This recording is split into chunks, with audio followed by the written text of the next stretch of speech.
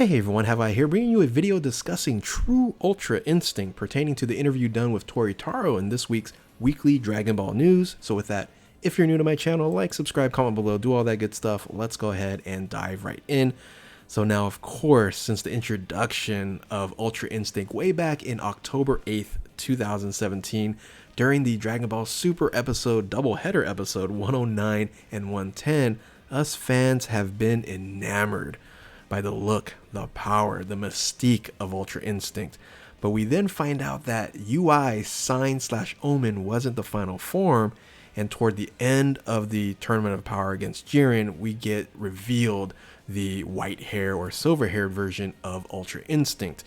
And in this interview, we get more insights to Goku's form.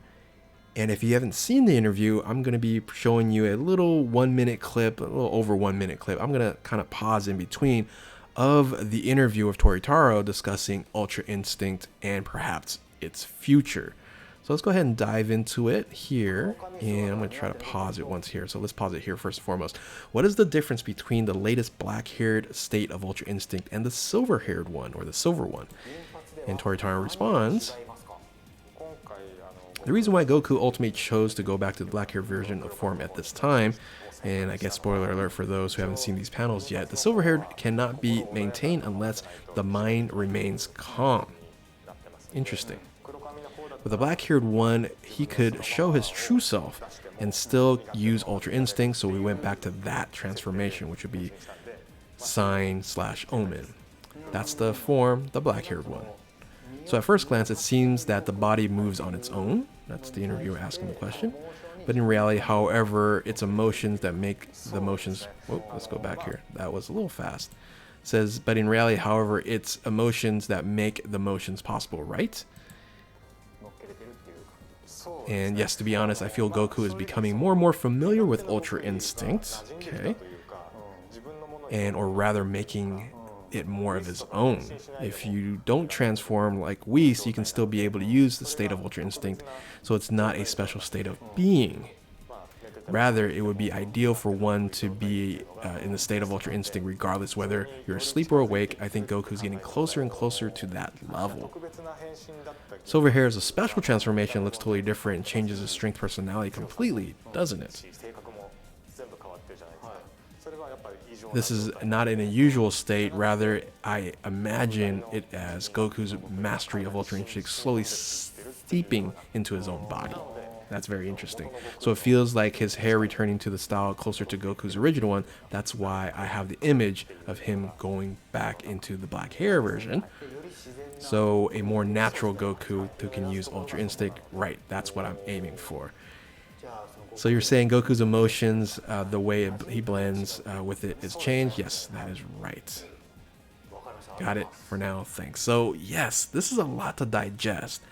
And I love that we get the thoughts about Ultra Instinct, the silver hair, the black hair version, and then the foreshadowing is very interesting theory, right? I think people have already been talking about this. This is a way for them to basically introduce black-haired Goku with the blue gi at the end of Z, because that makes a lot of sense. Like, well, what about all these transformations and Ultra Instinct and this aura and the silver hair version? Well, look, the end of Z, Goku's just in base form. He's undoubtedly more powerful, and it's a little bit of interesting where he goes, it's seeping into himself, and it's going to be a part of his base form, and maybe that's where this form is actually going to come from, is just Goku being Goku but having the ability of Ultra Instinct. But maybe that's kind of a retcon to the end of Z, because you kind of look at the fight against Oob, right? We may find out that he can just turn it on and off, and of course we know that Oob is very powerful but nowhere near where he needs to be as a reincarnation of Majin Buu. So interesting still what we're going to do in Dragon Ball Super, because now we're going to go into maybe a different arc from where we are now in the manga, and where is it going to end in this fight, this iconic scene of Blue Gi Goku and him flying away with Oob. So yeah, this was a very, very interesting interview, and I want to make a video discussing this True Ultra Instinct, this true form that is developing here, and what you guys really think about how they're trying to weave their way back into the end of Z, because I still think there's a lot to explain at this point in time, and really how strong Goku and the whole group is comparable to what they were shown in the end of Dragon Ball Z, in that time gap that we're in right now in Super. So again, hopefully you guys can check out the link will be in the description note for the entire interview